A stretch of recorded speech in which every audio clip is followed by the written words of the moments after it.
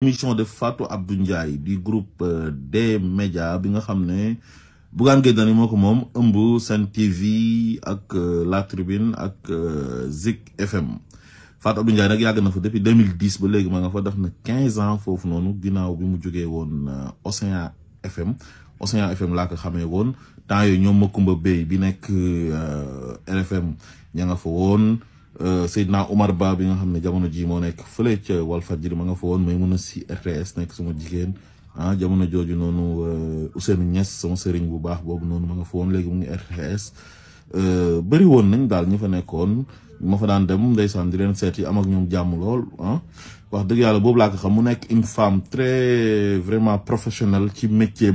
am li nga formation bu ñu ko defal école formé ko ci éthique ak déontologie vraiment daf ko yàgg respecté. Démission bi mu démissionné nag des médias bettul kenn parce que Fatou Abdou Ndiaye ku ko xam da ngay xam ne ci démission la jëmoon parce que mënoo nekk journaliste professionnel ba pare nekk ci benn groupe de presse boo xam ne léegi ligne éditoriale bi mooy saaga Ousmane Sonko quoi ku dàq saaga Ousmane Sonko ku dàq xas Ousmane Sonko foo mënti nekk dinañ la recruter indi la émission Ndumbelaan wala ñu indi la ci journal commenté bi wala ñu indi la ci les grandes gueules Zik FM su ko defee ngay ñëw fekk yaa ngi xas Ousmane Sonko yaa ngi saaga Ousmane Sonko rek nga fay gën a yàgg. Bougane Gueye Dany dem na ba ñi nga xam ne dañ doon wax sax ci faveur Ousmane Sonko fexe na ba dàq leen ñoom Serigne Nia ak Cheikh Omar Talla ba ci ñoom Ahmed Aïdara Mansour Diop Pa Assane Seck ñëpp fexe na ba dégager leen foofu ak Sirissi parce que ñooñu dañ doon wax ci faveur Ousmane Sonko.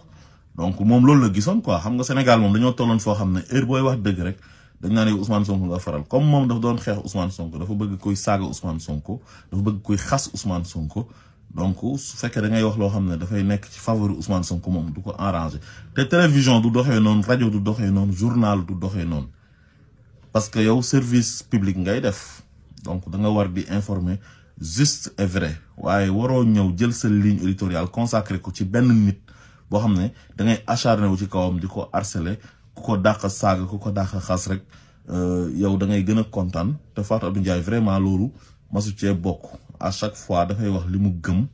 ba xam naa ne sax dem na ba nekkatu fa à l'aise yeneen journalistes yu ñàkk fayda yi nga xam ne ay moromam lañ jàng jaar ci école nekk professionnel am diplôme journaliste ñu jàngal leen éthique ak déontologie ñu war ko respecté waaye respecté wuñ ko ña nga fa nekk di jaamu benn waay boo xam ne dafa am règlement de compte personnel ak benn nit bu ñuy tuddee Ousmane Sonko muy Bougane Gueye Dany donc c'est pas normal yow journaliste bi nga xam ne professionnel nga nangu ñu lay xeexloo benn nit maanaam yow sa liggéey da nga war di équilibrer lu ñu la jàngal école loolu nga war di exercer waaye waroo nangu koo xam ne nee nañ mooy sa patron di la fay salaire mën naa am mu ngi lay neexal na la del dal ci kaw Ousmane Sonko comme man ni ma contrer Ousmane Sonko da nga ko war a contrer Ousmane Sonko loolu ku ko nangu rek ku ñàkk fayda nga kon Fatou Abdou Ndiaye vraiment ñu ngi lay encourager bu baax a baax di la wax bon vent vraiment tu as une forte personnalité journaliste bu am classe journaliste bu digne wax dëgg yàlla jigéen boo xamante ni jigéen bu am fulla la ak fayda la kon Fatou Abdou Ndiaye foo jublu yàlla na fa yiwu yàlla jublu. Émission de Fatou Abdou Ndiaye du groupe des médias bi nga xam ne Bougane Gueye Dany moo ko moom ëmb Sen TV ak La Tribune ak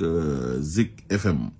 Fatou Abdou Ndiaye nag yàgg na fa depuis 2010 ba léegi ma nga fa def na 15 ans foofu noonu ginnaaw bi mu jógee woon Océan FM laa ko xamee woon temps yooyu ñoom Makumba Bey bi nekk RFM ña nga fa woon. Seydina Omar Ba bi nga xam ne jamono ji moo nekk fële ca Walfadjri ma nga fa woon may mën a si RTS nekk sama jigéen jamono jooju noonu Ousseynou Niass sama sëriñ bu baax boobu noonu ma nga fa woon léegi mu ngi RTS bëri woon nañ daal ñu fa nekkoon ma fa daan dem ndeysaan di leen seeti am ak ñoom jàmm lool wax dëgg yàlla boobu laa ko xam mu nekk une femme très vraiment professionnelle ci métier am li nga formation bu ñu ko defal école formé ko ci éthique ak déontologie vraiment daf ko yàgg respecté. Démission bi mu démissionné nag des médias bettul kenn parce que Fatou Abdou Ndiaye ku ko xam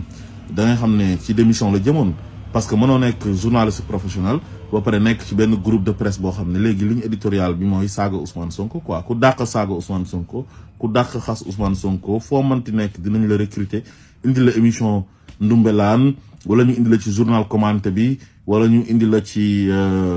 les grandes gueules Zik FM su ko defee ngay ñëw fekk yaa ngi xas Ousmane Sonko yaa ngi saaga Ousmane Sonko rek nga fay gën a yàgg Bougane Gueye Dany dem na ba ñi nga xam ne dañ doon wax sax ci faveur Ousmane Sonko fexe na ba dàq leen ñoom Serigne Nia ak Cheikh Omar Talla ba ci ñoom Ahmed Aïdara Mansour Diop Pa Assane Seck ñëpp fexe na ba dégager leen foofu ak Siressi parce que ñooñu dañ doon wax ci faveur Ousmane Sonko donc moom loolu la gisoon quoi xam nga Sénégal moom dañoo tolloon foo xam ne heure booy wax dëgg rek dañ naan Ousmane Sonko nga faral comme moom dafa doon xeex Ousmane Sonko dafa bëgg koy saaga Ousmane Sonko dafa bëgg koy xas Ousmane Sonko donc su fekkee da ngay wax loo xam ne dafay nekk ci faveur Ousmane Sonko moom du ko arrangé te télévision du doxee noonu rajo du doxee noonu journal du doxee noonu parce que yow service public ngay def donc da nga war di informer juste et vrai waaye waroo ñëw jël sa ligne éditoriale consacré ko ci benn nit boo xam ne da ngay acharné wu ci kawam di ko harceler ku ko dàq saaga ku ko dàq xas rek yow da ngay gën a kontaan te Fatou Abdou Ndiaye vraiment loolu masu cee bokk à chaque fois dafay wax li mu gëm ba xam naa ne sax dem na ba nekkatu fa à l'aise yeneen journalistes yu ñàkk fayda yi nga xam ne ay moromam lañ jàng jaar ci école nekk professionnel am diplôme journaliste ñu jàngal leen éthique ak déontologie ñu war ko respecté waaye respecté wuñ ko ña nga fa nekk di jaamu benn waay boo xam ne dafa am règlement de compte personnel ak benn nit bu ñuy tuddee Ousmane Sonko muy Bougane Gueye Dany donc c'est pas normal yow journaliste bi nga xam ne professionnel nga nangu ñu lay xeexloo benn nit maanaam yow sa liggéey da nga war di équilibrer lu ñu la jàngal école loolu nga war di exercer waaye waroo nangu koo xam ne nee nañ mooy sa patron di la fay salaire mën naa am mu ngi lay neexal na la del dal ci kaw Ousmane Sonko comme man ni ma contrer Ousmane Sonko dañ ko war a contrer Ousmane Sonko loolu ku ko nangu rek ku ñàkk fayda nga kon Fatou Abdou Ndiaye vraiment ñu ngi lay encourager bu baax a baax di la wax bon vent vraiment tu as une forte personnalité journaliste bu am classe journaliste bu digne wax dëgg yàlla jigéen boo xamante ni jigéen bu am fulla la ak fayda la kon Fatou Abdou Ndiaye foo jublu yàlla na fa yiwu yàlla jublu